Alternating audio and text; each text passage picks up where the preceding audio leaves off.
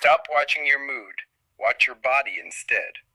The sadness most people expect from depression, the crying, the hopelessness, the dark thoughts, that is not how depression shows up after 60. And because it doesn't look the way we expect it to look, millions of older adults are sitting in exam rooms right now being told they are fine when they are not fine at all. Here is what the research actually shows. According to the National Institute of Mental Health, depression affects more than 6 million Americans over the age of 65, and yet it is estimated that fewer than 10% of them ever receive treatment. Not because the depression isn't there, because it is hiding behind symptoms that look like something else entirely. Fatigue, joint pain, a bad memory, a shrinking world, things that get chalked up to aging, to arthritis, to just slowing down a little. The system isn't ignoring older adults out of cruelty. It's ignoring this pattern out of habit. Medical training and the depression screening tools that most primary care offices still use were largely designed around what depression looks like in a 35-year-old. When a 68-year-old walks in and doesn't report persistent sadness, the screen comes back negative. The appointment moves on, and the person drives home still carrying something that has a name and a treatment and a real chance of getting better. I've been practicing internal medicine for more than 2 decades, and I see this in my clinic with a regularity that troubles me. Patients who have been managing something for years, attributing it to retirement, to the kids moving away, to getting older, who finally get the right question asked and begin to understand what has actually been happening to them. That pattern is what this video is about. Here is what I'm going to walk you through today. First, I'm going to give you the actual number you need to know, the gap between how common late life depression is and how rarely it gets caught, and why that gap exists. Second, I'm going to explain the 7 specific signs that show up in older adults instead of the sadness most people expect, and I want you to be able to recognize each one. Third, I'm going to show you a simple question. One question you can ask yourself or someone you love that cuts through almost all of the noise. Fourth, I'm going to give you the exact words to use at your next doctor's appointment, because the way you describe this matters more than most people realize. And fifth, and this is the one that surprises people, even people who follow health information closely, I'm going to explain why the reassurance that staying busy and staying social will prevent late life depression, while not wrong exactly, is dangerously incomplete for a specific group of people over 60. I'll come back to that at the end, and I want you to hold on to it. I want to tell you about a man named Gerald. Gerald is 71 years old, retired from a career in logistics management, lives in a mid-sized city in the Midwest. He spent 40 years solving problems, routing trucks, managing schedules, being the person who figured things out.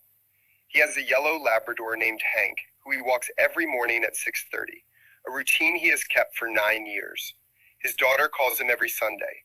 He has a workshop in the garage where he builds birdhouses.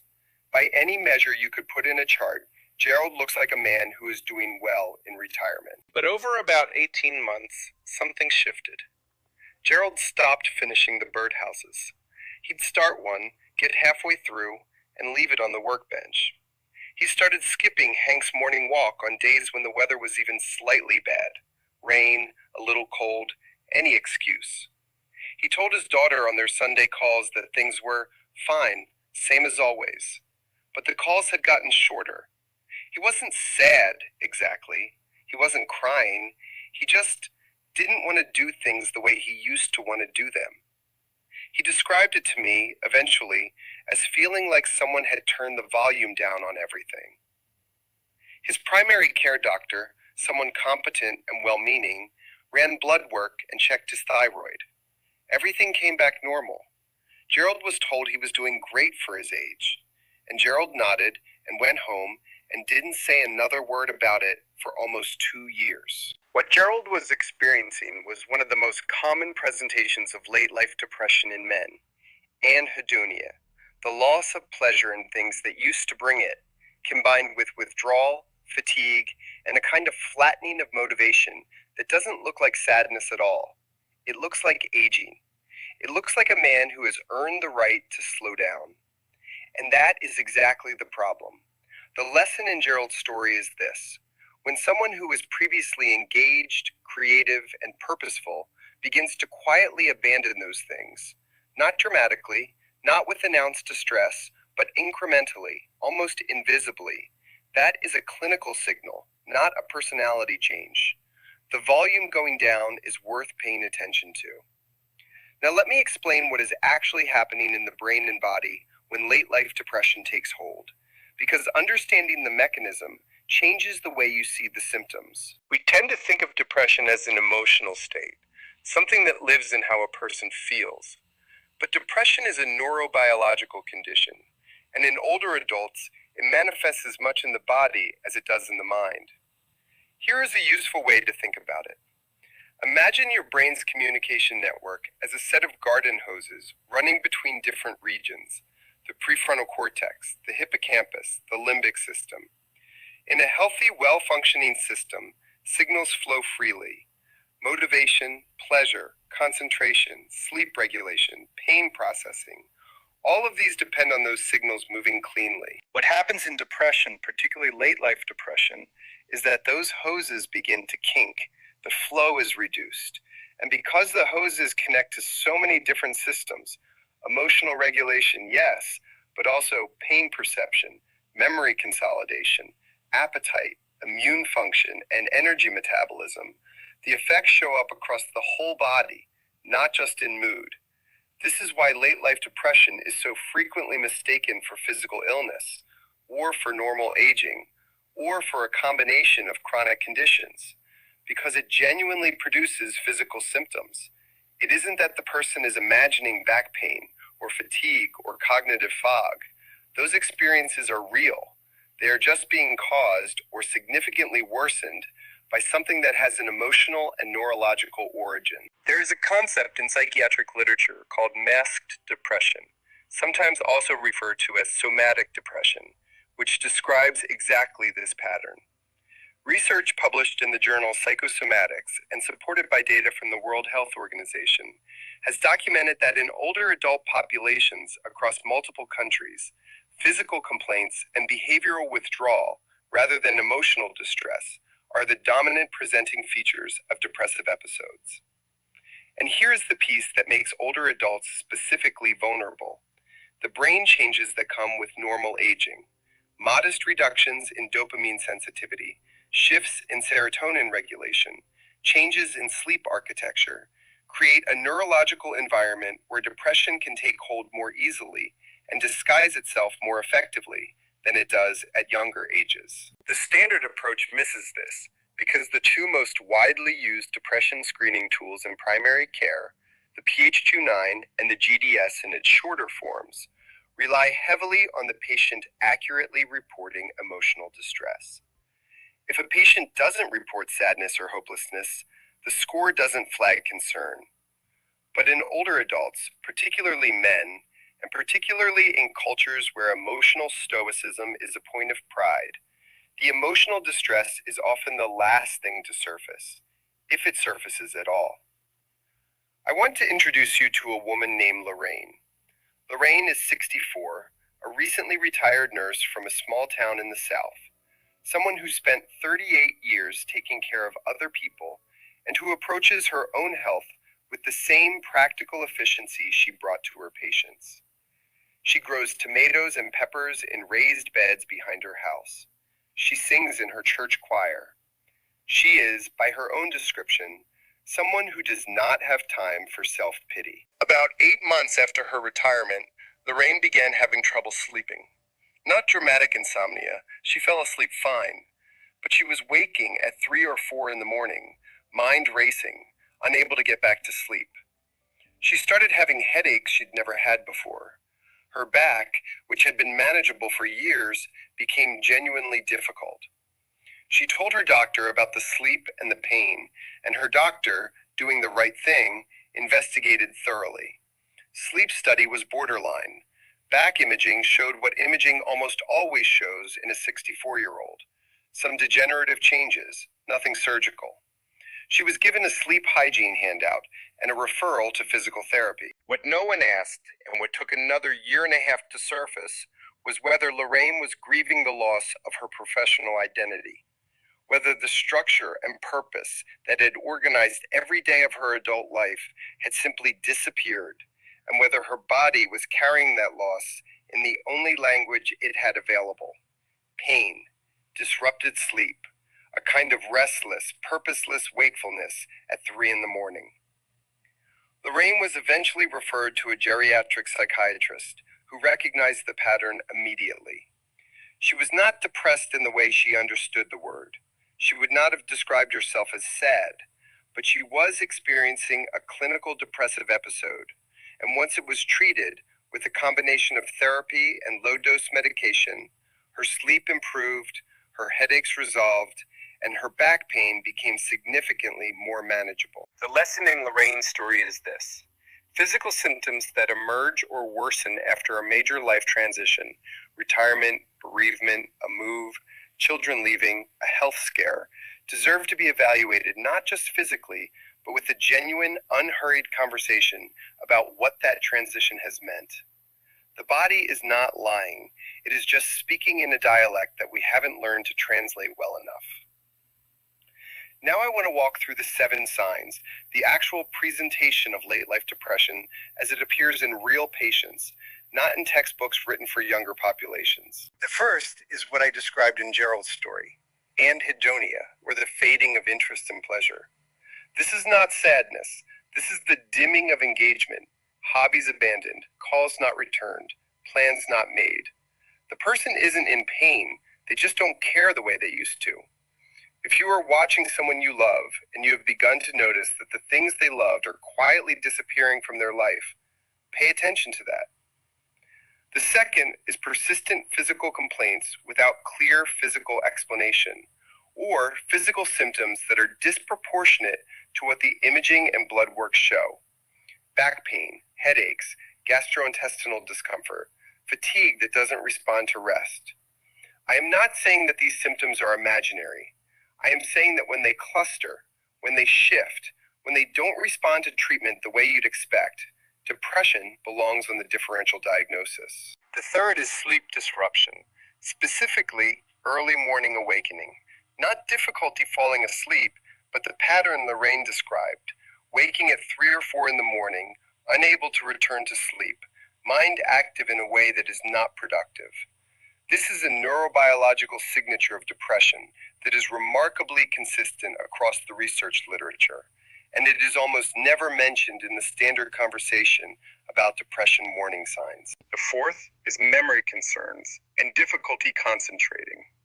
This is one of the most frightening for patients because it mimics dementia, and many older adults who come to me worried about their memory are in fact depressed. Depression impairs the hippocampus, the brain region central to memory formation, and creates cognitive symptoms that are real, measurable, and crucially reversible when the depression is treated. Research from the NIMH and published in journals including JAMA Psychiatry has documented that pseudodementia, cognitive impairment caused by depression, is meaningfully common in older adult populations and frequently misdiagnosed. The fifth is increased irritability or agitation, particularly in men. This often surprises families. The person doesn't seem sad, they seem angry, snapping at the people closest to them. Low frustration tolerance, a kind of raw edginess that wasn't there before. In younger adults, we associate depression with withdrawal and tears. In older men especially, the emotional presentation is often irritability, and the people around them often absorb that irritability without recognizing it as a symptom. The sixth is social withdrawal and shrinking of the world. This is different from introversion. This is a person who used to make plans and now declines every invitation, who used to initiate contact and now waits passively, who gradually reduces the radius of their life, fewer outings, fewer calls, fewer engagements, until their world has become very small, and then defends that small world as a preference. I'm just a homebody now. I've earned the right to stay in. Sometimes that is true. Sometimes it is a symptom. The seventh, and this is the one that most health content misses entirely, is a change in appetite and relationship to food, which in older adults often presents not as the decreased appetite that depression textbooks describe, but as increased consumption of comfort foods, irregular eating patterns, or simply a loss of interest in the ritual of meals.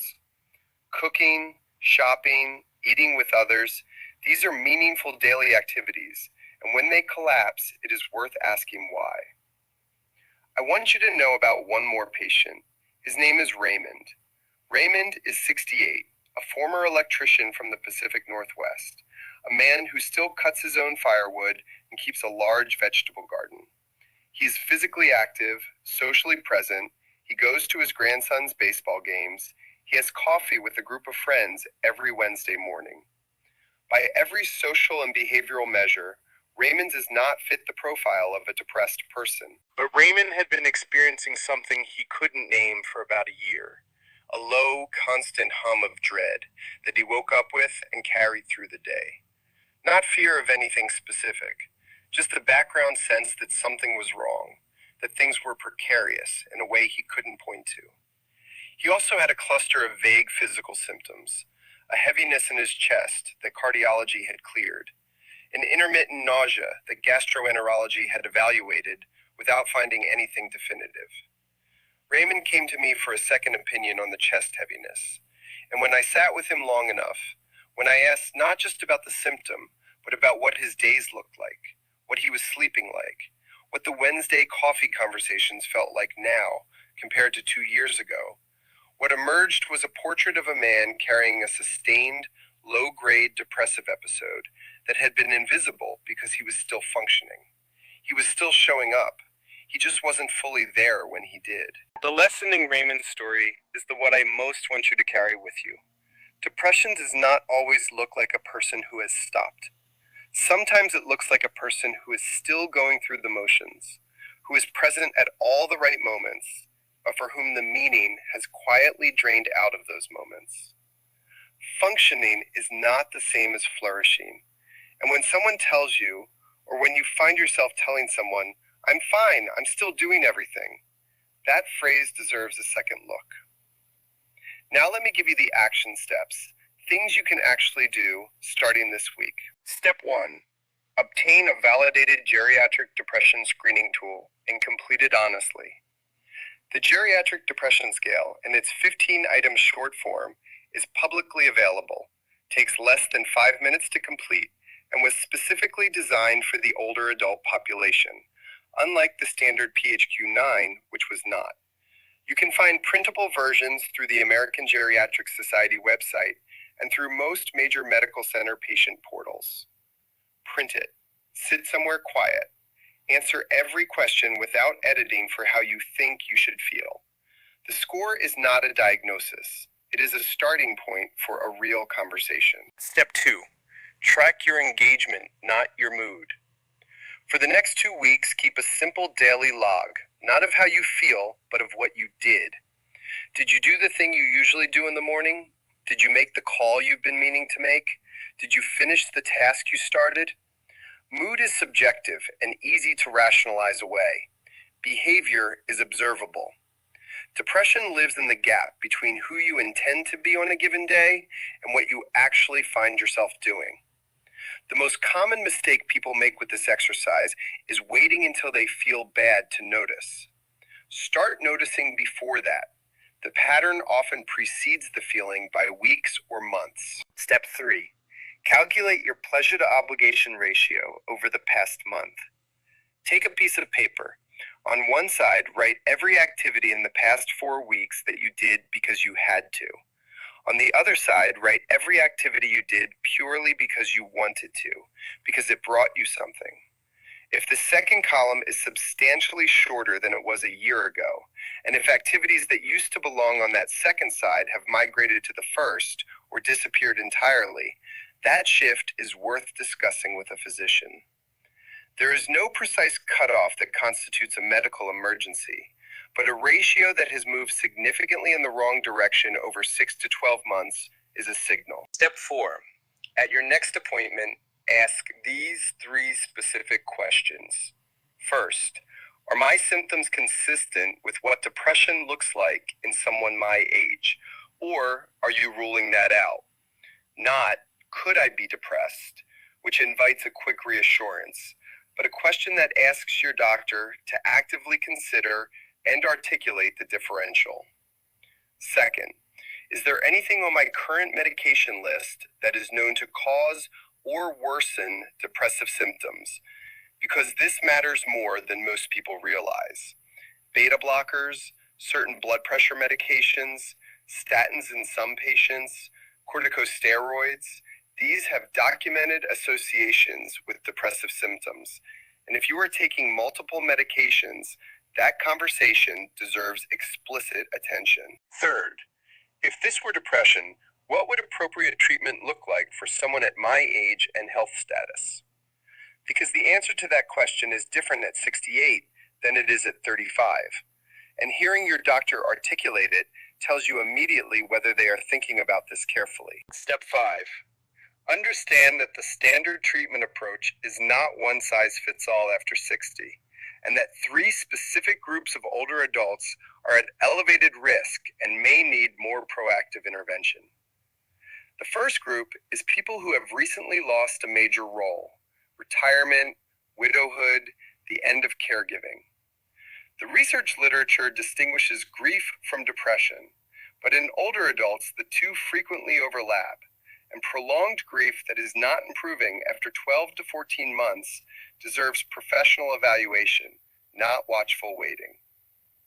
The second group is people with significant chronic physical illness, heart disease, diabetes, chronic pain conditions, in whom depression is dramatically more common than in healthy older adults and dramatically underdiagnosed, because the physical illness occupies all of the clinical attention. The third group is isolated older adults, and I mean genuinely isolated, not just introverted, whose social contact has been reduced to a level that the research literature, including work from Brigham Young University meta-analyses on social isolation, links clearly to both depressive illness and to physical health decline. For each of these groups, the standard reassurance that aging naturally involves some lowering of mood and energy is not sufficient clinical guidance.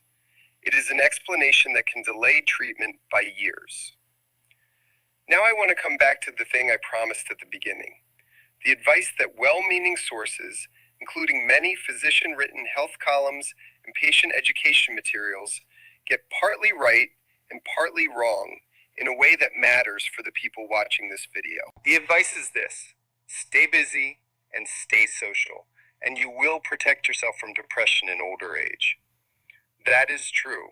The research supporting social engagement, purposeful activity, and meaningful role occupancy as protective factors against late life depression is real and robust. I am not disputing it. But here's the part that gets left out. For younger adults, the advice to stay engaged is almost always sufficient, because when a 35-year-old is socially active and purposefully busy, they are, almost by definition, experiencing genuine engagement. In older adults, particularly after significant loss or transition, it is entirely possible to be externally busy and internally hollow, to fill the calendar and feel nothing while doing it, to go through the social motions, to show up at the coffee group, to attend the grandchildren's events, to volunteer on schedule, while the meaning and pleasure that used to accompany those activities have quietly departed. That is the version of depression that let Gerald's chart slide. He was walking Hank. He was answering his daughter's Sunday calls. He was present at all the right moments, but he was building half a birdhouse and putting it down. And no one asked about the half a birdhouse. The advanced move I want to leave you with, the one that will not come up at most primary care visits unless you bring it, is this: ask specifically about the distinction between activity and engagement. If you are doing all the things and feeling none of the things, say that out loud to your physician. Use those words. I am doing everything I used to do, but I am not getting anything from it. That sentence, that specific clinical description of anhedonia, changes the conversation in the exam room. It is the sentence that redirects a routine appointment towards something that might actually help. There is a free resource linked in the description below. It is a printable late life depression awareness tool, and it contains 5 things: the 15-item geriatric depression scale with a scoring guide, a 2-week behavioral tracking log you can complete at home, the 3 appointment questions written out in language you can hand to a family member or bring directly to your doctor, a list of the medications most commonly associated with depressive symptoms in older adults, and a 1-page summary of what treatment for late life depression actually looks like, therapy options, medication considerations for older adults, and the timeline you should expect for improvement. It is free. There is nothing to buy. If this video reached you and it felt like it was describing someone you know or something you have been living with, I would ask you to do one thing before you close this window. Share it with one person, a spouse, a sibling, a parent, a neighbor who has an appointment coming up in the next few weeks. Not because you think something is wrong with them, but because the questions in this video deserve to be asked before the appointment, not after something has been going on quietly for 2 more years. That is when these conversations do the most good. Every person who subscribes to this channel helps this information reach one more older adult who walked out of an appointment being told they were fine. That is the only reason I ask for it. I want to end where I started, with Gerald and Hank and the morning walks. Gerald is doing better now. It took the right question, asked at the right time, to begin that process. He is finishing the birdhouses again. Not every day, but again. And Hank is getting his 6:30 walk, rain or not. That is what appropriate recognition and treatment of late life depression can return to someone's life. Not a cure for aging, not protection from loss, but the return of something essential, the experience of wanting to do the things you love and feeling something when you do them. Please talk with your own physician about your specific situation. This video is for education only and is not medical advice. What I've described here are patterns and possibilities. Your doctor knows your history, your medications, and your circumstances in ways that no video can. Bring this conversation to them. Ask the questions. You deserve an appointment that goes deeper than "you're doing great for your age."